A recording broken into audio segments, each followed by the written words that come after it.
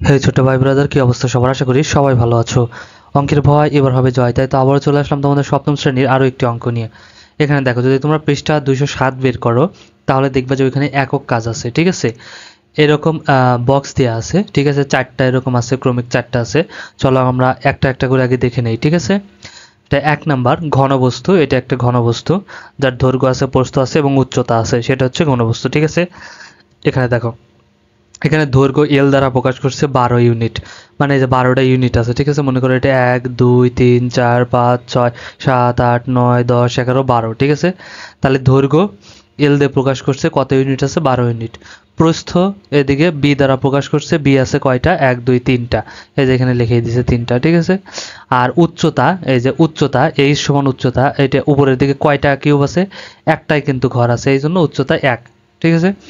এখন আমাদের এখানে প্রশ্ন করছে কি সমগ্র তলের ক্ষেত্রফল, এখানে দেয় নাই মানে সমগ্র তলের আমাদের ক্ষেত্রফল বের করতে হবে আর আয়তনটা বের করতে হবে, ঠিক আছে। তার মানে ঘনবস্তুর সমগ্র তলের ক্ষেত্রফল বের করতে হবে আর আয়তন বের করতে হবে। তো চলো আমরা অঙ্কে চলে যাই, সমাধানে গেলেই বুঝতে পারবো। তবে তার আগে যারা এখনো পর্যন্ত আমার চ্যানেলটি সাবস্ক্রাইব করো নাই, অতি দ্রুত চ্যানেলটি সাবস্ক্রাইব করে পাশেই থাকো, আশা করি তোমাদের অনেক উপকার হবে। ওকে, দেখো এখানে তাহলে আমাদের দৈর্ঘ্য দিয়ে আছে 12, তাহলে দৈর্ঘ্য এল সমান 12 এখানে দেওয়া আছে, ঠিক আছে। প্রস্থ এই যে বি সমান 3 দেওয়া আছে, প্রস্থ বি সমান 3 বা চিত্র আমরা দেখতে পাচ্ছি, ঠিক আছে। বাকিগুলোতে কিন্তু এটা দেওয়া নাই, ঠিক আছে, আমরা চিত্র থেকে দেখে বুঝতে পারবো। তাহলে দৈর্ঘ্য এল সমান 12, এই যে এদিকে 12, এদিকে প্রস্থ, তাহলে প্রস্থ বি সমান 3, কারণ এখানে দিয়েই দিছে দৈর্ঘ্যকে এল ধরতে হবে, প্রস্থকে বি ধরতে হবে, আর উচ্চতাকে এইচ, ঠিক আছে। এবং উচ্চতা এইচ সমান 1 ইউনিট। এখন আমাদের কি করতে হবে? সমগ্র তলের ক্ষেত্রফল নির্ণয় করতে হবে। এখন ঘনবস্তুর সমগ্র তলের ক্ষেত্রফল নির্ণয়ের সূত্র হচ্ছে 2 গুণ দৈর্ঘ্য 2 ইন্টু দৈর্ঘ্য গুণ প্রস্থ যোগ প্রস্থ গুণ উচ্চতা যোগ উচ্চতা গুণ দৈর্ঘ্য, ঠিক আছে। অর্থাৎ 2 গুণ দৈর্ঘ্য গুণ প্রস্থ, এই যে এল আর বি একসাথে আছে মানে মাঝখানে কি আছে? গুণ আছে। তাহলে দৈর্ঘ্য গুণ প্রস্থ, দৈর্ঘ্য এল দ্বারা প্রকাশ করছে আর প্রস্থকে বি, তাহলে দৈর্ঘ্য গুণ প্রস্থ যোগ প্রস্থ গুণ উচ্চতা, এই যে প্রস্থ বি আর উচ্চতা এইচ, ঠিক আছে। তাহলে প্রস্থ গুণ উচ্চতা, আবার উচ্চতা গুণ দৈর্ঘ্য, এই যে এইচ দ্বারা উচ্চতা আর হচ্ছে এল দ্বারা দৈর্ঘ্য, ঠিক আছে। এখন জাস্ট মান বসাই চলো। তাহলে এই 2 ঠিক আছে, এল এর মান কত? 12, এই বসালাম 12। বির মান কত? এখানে 3, বসালাম 3। এই যোগ এই যোগ, ঠিক আছে। আবার বির মান 3, বসালাম 3, গুণ, কারণ এই দুটার মধ্যে কিসের সম্পর্ক? গুণের সম্পর্ক, দিলাম গুণ। এইচ এর মান কত? 1, এই জন্য দিলাম 1। আবার এই যে এই সূত্রের যোগ, এই যোগ, এইচ সমান 1 আর এল সমান গুণ হচ্ছে 12, ঠিক আছে, নিয়ে নিলাম।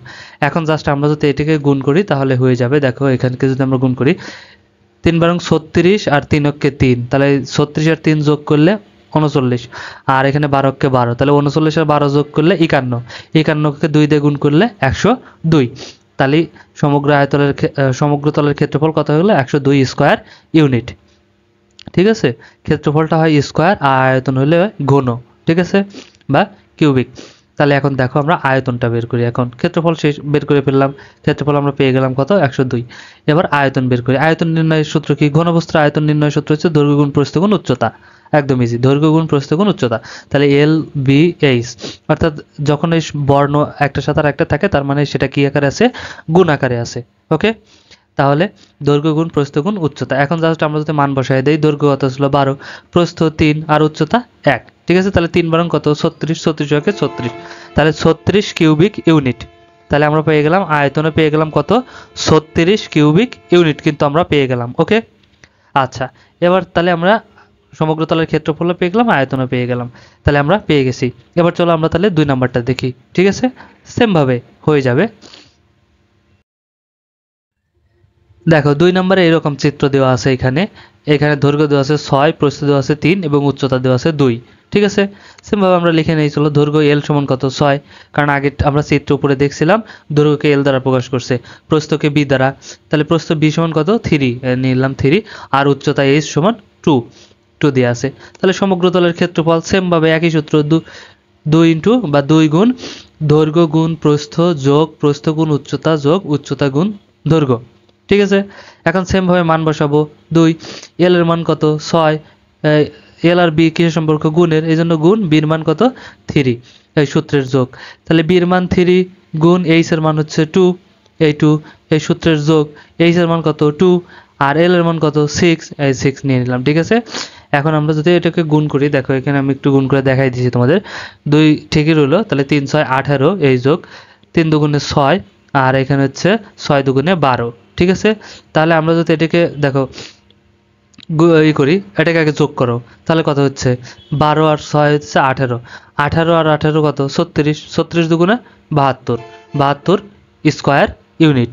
ঠিক আছে, সেম ভাবে আয়তন কি করব, দৈর্ঘ্য গুণ প্রস্থ গুণ উচ্চতা, তাহলে এল গুণ বি গুণ এইচ। ঠিক আছে, আচ্ছা তাহলে কত আসলো এল 6, বি 3, এইচ 2, তাহলে তিনটাকে যদি গুণ করে দেই 3 দুগুণে 6 আর হচ্ছে 6 6 36, তাহলে 36 কিউবিক ইউনিট, ঘনকে ইংরেজিতে কিউবিক বলে। ঠিক আছে, তাহলে কিউবিক ইউনিট পেয়ে গেলাম, কিন্তু আমরা আয়তনে পেয়ে গেলাম।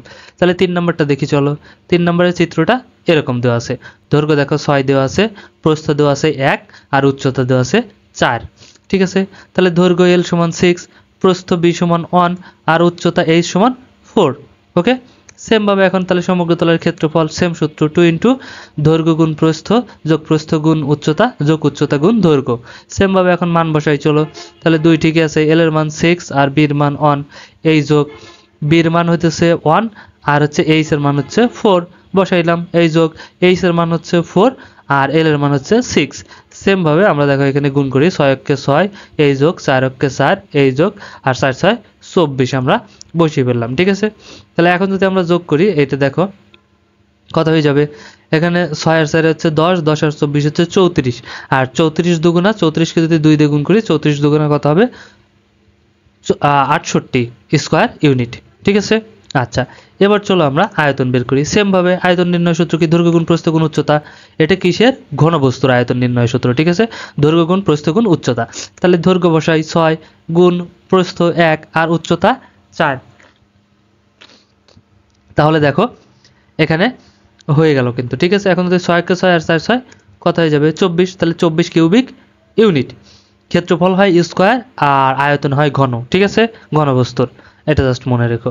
তাহলে 3 হয়ে গেল আর লাস্ট একটা আছে 4, চলো আমরা 4 নম্বরটাও দেখে নেই।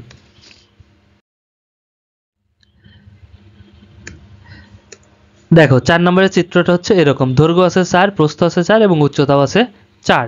তাহলে সেম ভাবে আমরা লিখে নেই, দৈর্ঘ্য এল সমান 4, প্রস্থ বি সমান 4 এবং উচ্চতা এইচ সমান 4। তাহলে সমগ্র তলের ক্ষেত্রফল সেম ভাবে সেম সূত্র আমাদের, 2 ইন্টু দৈর্ঘ্য গুণ প্রস্থ যোগ প্রস্থ গুণ উচ্চতা যোগ উচ্চতা গুণ দৈর্ঘ্য।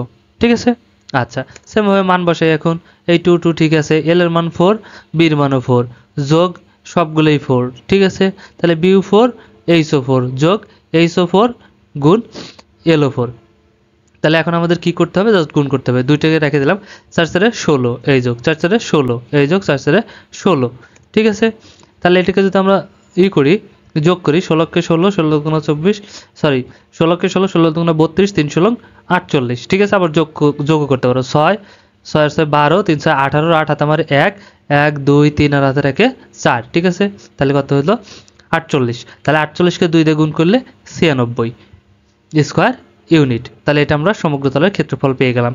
এবার সেম ভাবে আয়তনটা যদি নির্ণয় করি, তাহলে সেম প্রসেস, দৈর্ঘ্য গুণ প্রস্থ গুণ উচ্চতা, তাহলে কি আছে 4 4, তাহলে এটাকে যদি আমরা গুণ করে দেই 64, 4 4 16 4 16 64 কিউবিক ইউনিট। ওকে, আশা করি বুঝতে পারছো। ভিডিওটা ভালো লাগলে অবশ্যই একটা লাইক দিয়ে দিও আর বন্ধুদের সাথে শেয়ার করতে কিন্তু একদমই ভুলো না। দেখা হচ্ছে নেক্সটে, ততক্ষণ সবাই ভালো থাকো, সুস্থ থাকো, আল্লাহ হাফেজ।